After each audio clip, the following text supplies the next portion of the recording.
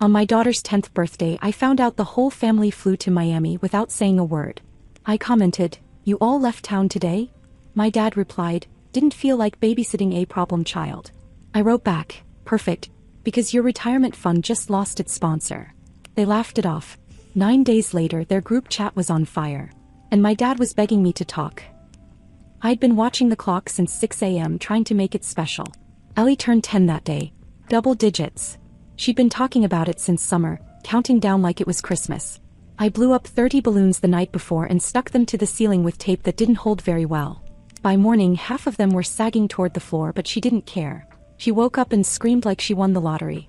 She ran down the hall with her hair all over the place, yelling, "I'm 10. She hugged me so tight I almost dropped the pancakes. There was no party, not a real one. Just me and her like it's always been. But I had decorated the kitchen, set out confetti, and made a little scavenger hunt that led her around the house until she found her gift. A pink cruiser bike with a white basket, streamers on the handlebars, and a bell that she wouldn't stop ringing for the next hour. She cried when she saw it. She made little party hats for everyone. I'm not kidding. She used glitter paper, glued on stickers, and wrote Grandma, Grandpa, Auntie Bree, and Mom in her crooked handwriting. She even taped toothpicks to them so they'd stick up. She laid them out carefully on the table so sure they'd come by at some point. "Do you think they'll get here before cake?" she asked, like it was just a matter of time. Like she believed in them more than I ever could. I checked my phone every 10 minutes, pretending I wasn't. No texts. Nothing in the family group chat. I'd posted pictures of Ellie's morning, her opening presents, riding the bike, making silly faces. Nothing. Not even a thumbs up. Not even from Bree, who normally reacts to everything I post like it's her job. By noon I gave up hoping. I went to Instagram not because I suspected anything. Just muscle memory. I tapped through stories while Ellie chalked the sidewalk with a giant, "Happy day to me." That's when I saw it. A boomerang of my sister at the airport with a drink in her hand. Then a group photo. My mom, my dad, Bree, her kids, even Aunt Marla. All standing in front of a "Welcome to Miami" mural. Everyone smiling, throwing peace signs. They were already there. I kept watching. There were palm trees, beach chairs, a lunch spread with lobster tails and margaritas. Caption, "Family trip. First time all together in years." I stared at it so long my screen dimmed. Not one of them had said a word to me. Not a single mention. Ellie's 10th birthday and they'd flown out of state that morning. I left a comment under Bree's story. "You all left town today?" No one replied right away. I waited. Fed Ellie lunch. Cut the cake, just the two of us. She asked if we should wait to do the candles. I told her no and we lit them anyway. An hour later my dad wrote in the group chat, "Didn't feel like babysitting a problem child." It didn't even feel real. I didn't ask what he meant. I knew exactly what he meant. They think Ellie's difficult because she's high energy, because she doesn't sit quietly in the corner like Bree's kids, because she asks a million questions and doesn't shut up about things she loves. I used to think they just didn't understand her. Now I think they just don't care. I wrote back, "Perfect. Because your retirement fund just lost its sponsor." And I meant it. Every month for the past 5 years I'd been sending them money. Not because they asked. Because I didn't want them to struggle. Medical bills, groceries, electric, whatever. My mom always said they couldn't make it without me. I believed her. They laughed it off. Bree sent one of those stupid laughing emojis. My dad said I was being dramatic. My mom replied, "Don't be like this, Amanda. We just needed a break." No one apologized. 9 days later I woke up to 22 messages. Missed calls. Voicemails. The group chat was on fire. My dad had written, "Amanda, please. Can we talk?" Because now the rent was late. The fridge was empty. And I wasn't sending anything anymore. I didn't answer right away. That wasn't some plan or strategy. I just didn't have anything left to give. For once I wasn't scrambling to smooth things over, fix what they broke, or explain why their words hurt. I just stood in the kitchen with my coffee, staring at my phone as message after message came in. 22 total. All from them. My dad started it, a short text. "Can we talk?" Then another. Then 3 missed calls. A voicemail. Then my mom jumped in. Her messages were longer, guiltier. She wrote, "We didn't mean it like that and I hope you understand the trip was already booked months ago." There was a paragraph about how expensive groceries had gotten, and how retirement didn't go as planned. A lot of vague phrases. Not one actual apology. Not one word about Ellie. The thing that struck me most was how quickly the tone changed from dismissive to desperate. 9 days ago I was the dramatic one. Now they were acting like this was all a big misunderstanding. But nothing was misunderstood. I'd been footing their bills for years. Rent, utilities, medication. They needed it and I gave it without question. Because they were family. And I thought someday they'd return the favor, not with money but with time, effort, love. Turns out they couldn't even give that to a 10-year-old on her birthday. I muted the group chat. Took Ellie out for ice cream in the middle of a school day because I could. She got bubblegum flavor with sprinkles and made the cashier laugh by telling him it was still her birthday week. She made everything feel lighter without even trying. That night, after she was asleep, I finally listened to the voicemails. My dad sounded tired. He said things had been stressful. That he didn't mean the comment about Ellie. That he was just overwhelmed and things had come out wrong. Then a pause. Then, "We're counting on you this month. We thought the deposit would hit Friday but it didn't. Can you help us out again?" My mom's voice was shakier. She said she didn't know I was still so sensitive. That the trip was a once-in-a-lifetime thing. That Bree had put it all together and insisted they go. She ended with, "You know we love you, right? Even when we don't say it right." But it wasn't about how they said it. It was about how they never showed it. The next morning, Bree texted me. She said I was being unnecessarily cold. That our parents were older now. That I knew how hard things had been for them. That cutting them off financially without warning was cruel. I didn't argue. I didn't defend myself. I just wrote back, "I didn't cut them off without warning. They warned me." She left me on read. 2 days passed. Then another message from my dad. "Please call me. Just 5 minutes." I ignored it. I wasn't trying to make a point. I was just living my life. Something I hadn't done without guilt in years. That Saturday, Ellie asked if we could take a little trip. I opened my laptop and let her pick. She chose a cabin by a lake. It had paddle boats and fire pits and hammocks. I booked it right then with the money I usually sent to cover my mom's prescriptions. I felt a small ache about that, but only for a second. Then it was gone. The morning we left, Bree posted a photo on Facebook. It was of my parents' fridge. Empty shelves, a single carton of eggs and a bottle of ketchup. The caption said, "This is what happens when you raise ungrateful children." I stared at it for a full minute. Then I closed the app, zipped up Ellie's bag and told her to grab her stuffed bear. Let them feel what I've been holding for 10 years. Let them sit in that silence, the one they made every time they skipped her recitals, ignored her birthdays, forgot her name on Christmas cards. Because this time I wasn't coming to fix it. The cabin was a little rough around the edges. Old wood paneling, squeaky screen door, mismatched dishes that looked like they came from 5 different yard sales. But to Ellie it was a dream. The second we arrived, she ran to the dock with her sneakers in one hand and her bear in the other. She pointed at the water and shouted, "This is the best vacation ever." She didn't even ask for Wi-Fi. We fished. Or tried to. She tangled the line so badly I had to cut it 3 times. We roasted marshmallows until they caught fire and turned black. We stayed up late playing board games, and on the second night we watched the stars through the skylight and she asked if the moon ever got lonely. That one hit me. That trip cost about the same as one of my mom's prescriptions. And for the first time I didn't feel bad about that. I didn't feel like I was stealing something from someone else to give to Ellie. Felt like mine to give, my time, my energy, my money, and hers to receive. Not something I needed to justify or apologize for.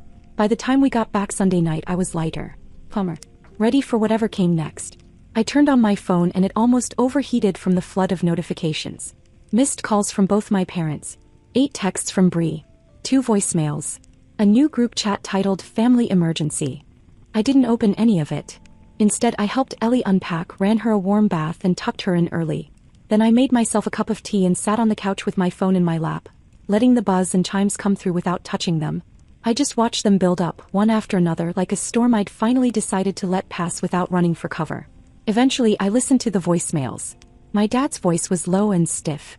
He said they were behind on rent. That they had no groceries. That he hated to do this, but needed a little help. Said I was being emotional and letting things get out of hand. My mom's voicemail was more dramatic. She talked about how they didn't ask to be old, and how hard it was for them to live off Social Security. She called the Miami trip a mistake. Said it wasn't what it looked like. Said they didn't realize how much Ellie was looking forward to them coming that day. Then she pivoted to saying Bree was overwhelmed too. That I was being unfair to the whole family. Not one time did she say sorry. The next morning I got an email from Ellie's school about a summer enrichment program. Robotics, music, creative writing, swim lessons. All things I couldn't have afforded before. I signed her up for everything. Then I added a trip to Yosemite in July. Ellie once told me she wanted to see a real mountain, not the kind on TV. So I made it happen. That same afternoon Bree called. I let it ring. She texted right after saying she couldn't believe what I was doing. That now Mom and Dad were asking her for help. That the utilities were due. That I was forcing everyone into a bad spot. I didn't even respond. She waited a few hours, then sent another message. It's just sad. All this money being wasted on one kid while the rest of the family suffers. I sat with that sentence for a long time. That's what they thought this was. Wasted. On one kid. As if the money I spent on Ellie wasn't just my right, but my joy. They didn't see it as me giving my daughter a better life. They saw it as me hoarding what should have been shared. What they'd quietly decided belonged to them just by default. That night, I bought Ellie a telescope she'd been eyeing for months. Posted a photo of her using it in the backyard on my private Facebook. Just a moment, just us. Bree must have seen it somehow because that night she messaged me again. Said it must be nice to play single mom with a trust fund. Said real families stick together. I didn't even feel angry. Just tired. Because I finally saw it clearly. None of this had ever been about love or Ellie or support. It was about control. About what they thought they were owed. About how, to them, I was never really a daughter, just a resource. And now that resource had dried up. They weren't worried about losing me. They were panicking because they lost the money. It started the same way everything else had. Quiet, a little unsettling, and then suddenly too much. April had just started and Ellie was deep into her obsession with Saturn. Every night we'd go outside and she'd try to find it with her telescope, even though it wasn't visible half the time. She'd still sit there, wrapped in a blanket, pointing at different stars like she already lived up there. I think she liked the quiet as much as I did. I'd gotten used to checking my phone only once or twice a day. No alerts from the group chat anymore. I hadn't blocked everyone yet, but I'd stopped pretending I was interested in what any of them had to say. Until the school called. It was the front office secretary. She was friendly, but her tone changed once she confirmed who I was. Someone had called the school claiming to be Ellie's grandmother. Said she was coming to pick her up early for a surprise lunch. Gave Ellie's full name, her teacher's name, even mentioned that she liked pizza. The only thing that stopped the secretary from releasing her was that Ellie wasn't listed for pickup by anyone but me and two close friends I'd put down in case of emergency. They didn't say it, but I could tell it shook them too. Someone outside of the approved list trying to extract a child without notifying the parent? They flagged it and said they'd be notifying the district. Tagged them. Then I sat there for 5 minutes staring at my coffee, feeling this weird heat in my chest. They'd actually tried it. They crossed a line I didn't think they ever would. Not physically, but emotionally. Trying to insert themselves into my daughter's life after humiliating her and then pretending it was all just a misunderstanding. I drove to the school that afternoon, asked to tighten the pickup list. No one but me. I gave them new emergency contacts, changed passwords, and signed a form that would flag any future attempts by extended family. When I left, I sat in my car, locked the doors, and exhaled so slowly it felt like I'd been holding that breath since Ellie was born. Later that night, I got the voicemail. My mom. Trying to sound wounded. She said she heard I'd blocked them from picking Ellie up. That it wasn't an abduction, and no one was trying to steal her. That she just wanted to surprise her. She's our granddaughter too, Amanda. This isn't fair. No apology. No acknowledgement of what they did on Ellie's birthday. Just her usual trick. Making me out to be the one overreacting so she wouldn't have to feel bad. I blocked her number. And I thought that would be the end of it. But then, a week later, I got something in the mail. A real envelope. Thick paper. Legal letterhead. It was from a law office I didn't recognize. My first thought was medical debt or insurance. But when I opened it, I actually laughed. They were trying to pull something I never saw coming. The letter explained, carefully, vaguely, that I had a documented history of ongoing financial contribution to my parents, which had created a pattern of mutual understanding. And that based on previous support, I had been named as a financial proxy in an older estate plan they'd apparently drawn up years ago. Now they wanted to reaffirm the terms, and the lawyer suggested a brief conversation to discuss how to proceed. They were trying to make it legal. To use my past generosity as leverage. To trap me in it. I called the lawyer. Told him who I was. He sounded uncomfortable immediately. I asked if my parents had told him why I'd stopped sending money. He said they hadn't offered much detail, only that I was their primary support system. I told him I was no longer anything of the sort. That this was a manipulation. He didn't argue. Just said he'd update the file. And that's when something shifted for me. All those years I felt guilty. Like I owed them for things that were never actually given. Like helping them was some invisible deal I signed as a kid and couldn't break. But when they pulled a lawyer into it, when they tried to wrap my guilt in paperwork, I didn't feel guilty anymore. I felt angry. Not the kind that burns quick and fades. The cold kind. The kind that makes things clear. They weren't just trying to guilt me. They were trying to own me. Meanwhile, Ellie was thriving. She was signed up for summer programs, practicing basic coding with her little robot from the library, and had a notebook full of space facts she planned to read me before bed every night. She was curious, loud, wild, and exactly who she was meant to be. And I had no intention of letting anyone try to manage her into being easier. The next week I took a photo of her next to the telescope, posted it on my friends only story, captioned it. She asked me how far Saturn is. I told her not as far as some people pretend love can stretch. An hour later, Bree sent a new message. A long one. About how I was making this harder than it needed to be. How our parents were falling apart, and I'd made my point, but maybe now it was time to be the bigger person. I didn't answer. I just blocked her too, because they could all fall apart if they wanted to. I wasn't the glue anymore. By summer, it felt like I was living in a different universe from them. My days were full in a way they never had been before. Not loud or flashy, just full. Ellie and I had routines that belonged only to us now. Saturday mornings at the library. Pancakes on Sundays. Weeknights where we'd sit on the floor and plan imaginary trips with old maps and sticky notes. I wasn't rushing through life anymore, always calculating what I could afford to send, what expense I could delay for myself so someone else wouldn't be uncomfortable. And I only knew what leaked out. A cousin mentioned my parents' AC had broken and they were arguing with the landlord instead of just paying for the repair like they used to. A neighbor told me my mom was asking around about cheaper grocery stores. Someone else said Bree's kids were suddenly transferring schools. Nothing catastrophic. Just inconvenient. Just uncomfortable. The kind of discomfort I'd been quietly absorbing for years. Ellie and I went to Yosemite in July. She kept stopping on the trail to look at rocks like they were museum exhibits. She said the mountains felt older than everything and asked if they remembered things. I took a picture of her holding a weird jagged stone like it was gold. We printed it when we got home and taped it to the fridge. Next to it went a postcard we mailed to ourselves. That became our thing after that birthday. Wherever we went, we sent ourselves proof we were there. The silence from my family stretched on until August. That's when Bree showed up at my door. No warning. No text. Just her standing there with a bag of old books and a box of DVDs like she was dropping off donations. Ellie was inside and I stepped out onto the porch and closed the door behind me without even thinking about it. Bree talked fast. About how she'd found these things cleaning out her garage. About how Ellie might like them. About how Mom wasn't sleeping well. About how Dad had been really quiet lately. She said it all like she was reporting the weather. Then she shifted. She said the family felt broken. That things had gone too far. That maybe I'd made my point and it was time to stop holding grudges.